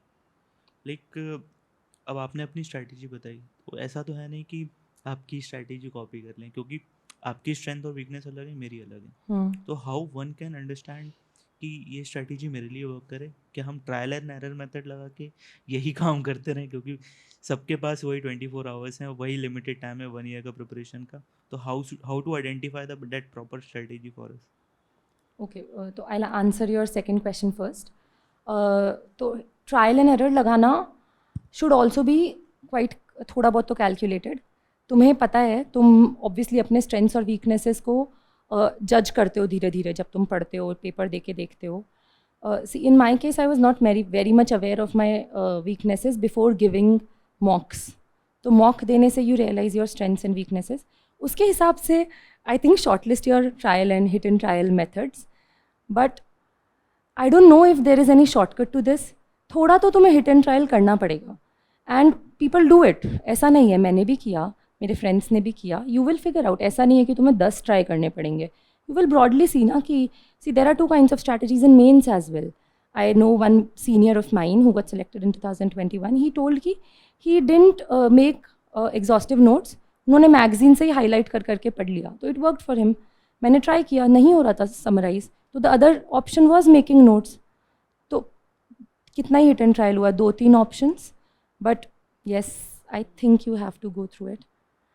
और पहला क्वेश्चन क्या था आपका? Can you please repeat? अच्छा हाँ, हाउ टू रिड्यूस कंटेंट में इन टर्म्स ऑफ प्रिलिम्स. मैंने actually this was a major challenge with me also. क्योंकि हमारे पास इतने सारे स्टैंडर्ड रिसोर्सेज हैं और कोचिंग्स के भी मटेरियल्स हैं, क्योंकि डी डे पे सारे इतने नहीं ज़्यादा कर पढ़ना सकते. पॉसिबल ही नहीं है. मे बी आपके पास 100 पेजेस के नोट्स हों, तभी आप उसको, वो भी 6 से 7 घंटे लेंगे प्रॉपर रिवीजन में. तो आपने क्या किया उस चीज़ के लिए? तो क्या मैंने आपने तो मैम एक और चीज़ स्टैंडर्ड बुक्स के नोट्स बनाए, और जैसे लक्ष्मीकांत स्पेक्ट्रम हुई, या उन्हीं से रिवीजन किया आपने? मैंने उसी से रिवीजन नहीं किया. मैंने नोट्स बनाए, बट बहुत लोग उसी से रिवीजन कर पाते हैं. तो you have to figure out which of these 2 is more appropriate for you. मुझे बहुत लेंदी हो जाता था, तो आई मेड पूरे स्पेक्ट्रम के नोट्स और पूरे लक्ष्मीकांत के नोट्स. तो अभी I have this separate deck of prelims notes and separate deck of mains notes. And मुझे ये भी लगता है in terms of my aptitude कि उतना टाइम तो मुझे पढ़ने में भी लग रहा है. तो फट अगर मैंने उसको लिख के नोट्स बना लिए, थोड़ा सा टाइम इंक्रीज़ होता है, बट इट इज़ यूज़फुल. ये चीज़ थी. You can try some techniques. जैसे ज़रूरी नहीं है कि तुम ऑफलाइन नोट्स बनाओ.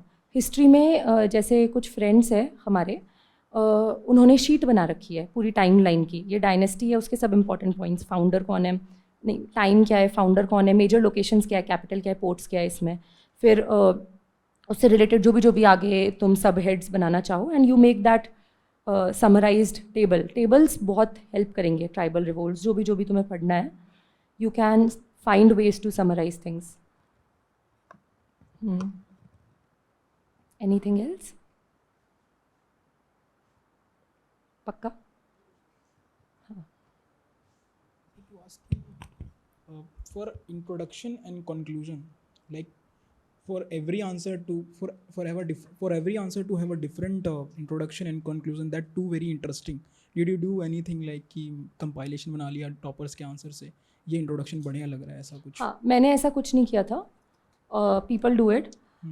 तो मेरे केस में ऐसा था कि अलग से क्या इंट्रोज बनाऊँ मैं. तो जहाँ जिस चीज़ के नोट्स है उसी में उस चीज़ के बारे में लिख रखा था. जैसे कॉर्पोरेट गवर्नेंस के नोट्स कहीं हैं तो उधर ही एक डायग्राम बनता है उसका कॉर्पोरेट गवर्नेंस का, वो वही बना के रख लिया. उसकी अच्छी 2-3 डेफिनेशंस रख ली, जो भी कमिटीज़ है उससे रिलेटेड वही रख लिया. तो हाँ, अलग से नहीं कंपाइल किया मैंने. Then I used to write वैसे ही रिकॉल करके एज पर माय नोट्स. सब आपने ऑफलाइन किए, मतलब पेजेस में किए थे? पेजेस में किया है. Okay. And sir ma'am, can you just tell कि कौन कौन कोचिंग प्रोग्राम आपने ज्वाइन किए थे फॉर लाइक? हाँ, तो मैंने विजन का फाउंडेशन कोर्स लिया था सबसे पहले. उसके बाद में कुछ चीज़ें, कुछ फ्री रिसोर्सेज मैंने एक्सेस किए थे टेलीग्राम और यूट्यूब से. The most important was Mrinal sir के इकनॉमी के वीडियोस और उनके नोट्स. उसके बाद में मेजर रिसोर्सेज फ्री के लिए फिर तो स्टैंडर्ड बुक से ही पढ़ा था. और अभी लास्ट ईयर मैंने शिविन सर का एनवायरनमेंट और साइंस एंड टेक का पूरा कोर्स अच्छे से फॉलो किया था. It helped me a lot. और let me think, majorly coaching wise तो यही था. हाँ. और इन प्रीलिम्स, मतलब मेंस में अलग से कोचिंग तो नहीं ली थी. और इंटरव्यू में मॉक्स दिए थे. तो मॉक्स भी विजन में दिया था, संकल्प में दिया था, 4 जगह दिया था मैंने. वाजीराव रेड्डी में दिया था और एक खान सर का दिया था. This is the entire thing. आपको किसी ने सजेस्ट किया था दैट, और यू क्या? That these are the places where I will give mocks? हाँ, किया था. बहुत सारी थी, 10 जगह की थी शॉर्ट लिस्ट, या 8 जगह थी. And I remember I use to panic before giving mocks कि पोस्टपोन कर देती हूँ, 2 दिन पोस्टपोन कर देती हूँ. तो my list was around 7 to 8 coachings, but I was able to realistically give 4. ठीक है, but if you don't panic then it is good for you. You will be able to give more. How did you optimally utilize your day? Like how was your average day look like? Like जैसे आपने target based study करी या फिर जो मन किया कर लिया, ऐसा कुछ था? टारगेट तो रखते थे, टारगेट्स अचीव नहीं हो पाते थे. बट पता नहीं कितने लोग के साथ ये केस होता है, बट आई थिंक होता है. तो डोंट गेट डिस्करेज्ड. मैं बहुत ही कोशिश कर लूँ ना तो 60% टारगेट अचीव होता था, but that is not bad. वो तो तुम्हारा टारगेट तुम कैसे सेट कर रहे हो उस पर डिपेंड कर रहा है ना. आई बिलीव उससे बिल्कुल डिस्करेज नहीं होना चाहिए. जितना अचीव हुआ, bounce back next day. And in fact it is good. मेरे लिए तो उस चीज़ का मैं प्रेशर नहीं लेती थी पर्सनली. अगर नहीं अचीव हो रहा तो in fact you are on your toes कि नहीं, अब मुझे और करना है.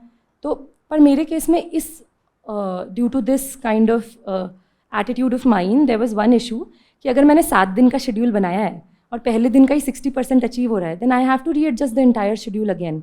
तो कर देती थी मैं readjust. That was what I was realistically able to do. You gave 3 attempts and spent like around 4-5 years? Around 4-5 years in this हाँ, आई स्टार्टेड प्रिपेयरिंग फ्रॉम 2021 का अटेम्प्ट दिया, 22 का दिया, 23 का दिया. तो it's been 4 years.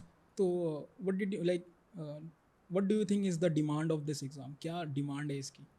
If you can like concisely your experience, because you lived that.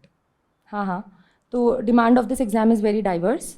To be very precise, 3 points में prelims की डिमांड है थोड़ा एनालिटिकल माइंडसेट, तुम मेमोराइज कर पा रहे हो और तुम थोड़ा कॉमन सेंस से गेस कर पा रहे हो. मेंस की डिमांड है that you are able to subjectively explain and elaborate upon things and you are able to write well.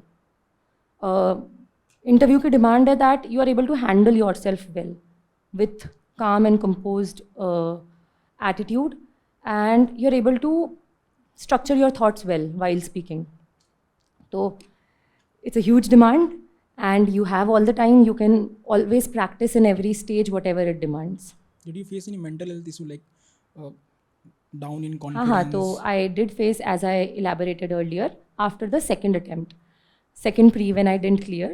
It was tough, but then I did journaling and I was able to sail my way through it. यहाँ से crowd थोड़ा सा आपको like when you come here in OR and like you see the crowd, do you like get any kind of like कि यार ये क्या हो रहा है, मतलब ये crowd तो बहुत ज़्यादा है, any kind I was fortunate कि मेरे पास मेरे friends थे तो I think they form that buffer for me कि मुझे इतना बुरा नहीं लगा crowd. In fact I find this place really lively. मतलब काफ़ी सेफ भी है दिल्ली के हिसाब से, अच्छी जगह है ये. तो you should have good healthy peer group, then your perspective will change. मैं इंजीनियरिंग किस में थी आपकी? क्या? इंजीनियरिंग किस में थी आपकी? Chemical engineering. मैम जब हम लोग अपनी प्रिपरेशन शुरू करते हैं तो एक साथ हम लोग को बहुत सारे सब्जेक्ट्स पढ़ने होते हैं. तो जब हम उसको पढ़ते हैं तो फिर वो ओवरलैपिंग होना शुरू हो जाता है. एक पढ़ते हैं दूसरा भूल जाते हैं. तो हम लोग को एक साथ पढ़ने चाहिए सारे, या फिर पहले एक ख़त्म करना चाहिए तब दूसरे की तरफ जाना चाहिए? सी बहुत ज़्यादा सब्जेक्ट्स हैं, तो पहले साल में आई वोंट रेकमेंड कि एक ही पढ़ो एक टाइम पे. 2 पढ़ लो as per your convenience. But एकदम ही मेरा माइंडसेट ऐसे नहीं वर्क करता कि सारी चीज़ें मैं साथ कर रही हूँ. I have to focus a bit on one thing. तो 2 चीज़ें साथ लेके चल सकते हो. एंड याद नहीं रहता, मुझे पता है, बट कुछ तो मुझे लगता है क्लासेस का तो याद रह जाता है, क्योंकि क्लासेस में जो तुम देखते हो उसी वक्त तुम लिखते हो, उसी वक्त तुम उसको सुन भी रहे हो. तो you are gaining that information from multiple points of मतलब मल्टीपल सेंसेस. तो it stays in your mind. मुझे याद रह गई है कुछ चीज़ें जैसे. उसके अलावा याद नहीं भी रह रही है तो understand the concepts, because you will not forget them. जहाँ भी जो भी history is also not devoid of concepts. There are concepts. ये हुआ इसके कारण, ये हुआ इसके कारण, ये हुआ. Understand that flow. तो I think that will help. Thank you ma'am.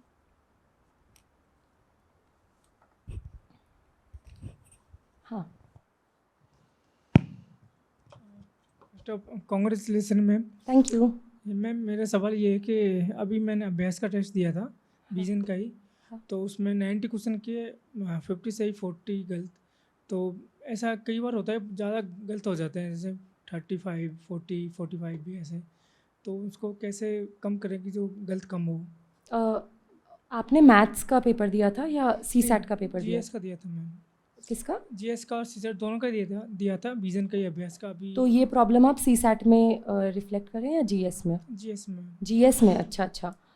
तो हाँ, ये तो काफ़ी कॉमन प्रॉब्लम है. इसमें आप ये कर सकते हो, जैसे मैंने एनालिसिस का तरीका बताया था प्रीवियस ईयर पेपर्स का जो मैंने किया था, it was exhaustive.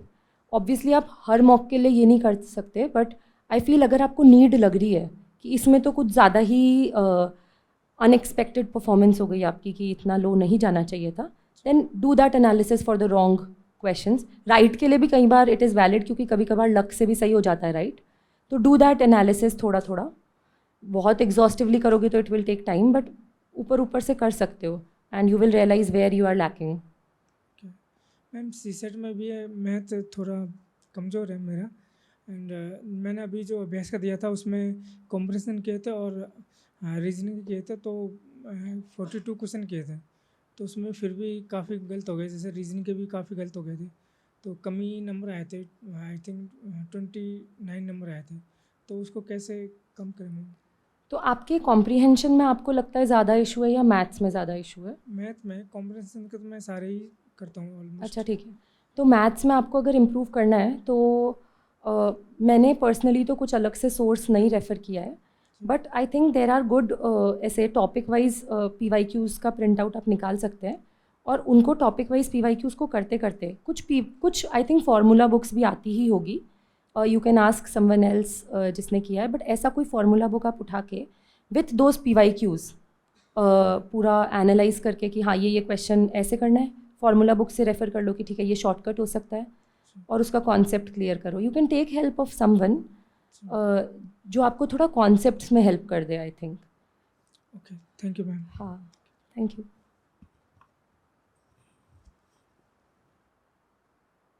Anyone else? हाँ. For IPS. अच्छा. On that the question. अच्छा ओके. तो इंटरव्यू वाला तो बहुत बड़ा आंसर होता है. I will give you very honest and brief answer. मेरे नाना IPS ऑफिसर है एंड आई टोल्ड यू कि आई am highly inspired from him, तो that influenced my decision. And then वही थोड़ा कन्वेंशनल के अगेंस्ट तो है, but I found it right for me.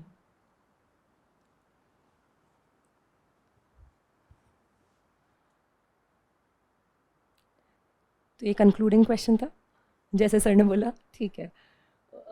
तो thank you all of you and it was good interacting with you. बहुत सारे questions थे, काफ़ी एग्जॉस्टिवली. इतना तो मैंने सोचा भी नहीं था जितने आंसर कर लिए. And anything else, if you have any other concern, you can reach out to me. अभी तो मैं यही हूँ थोड़ी देर, जो भी है. चलो, thank you.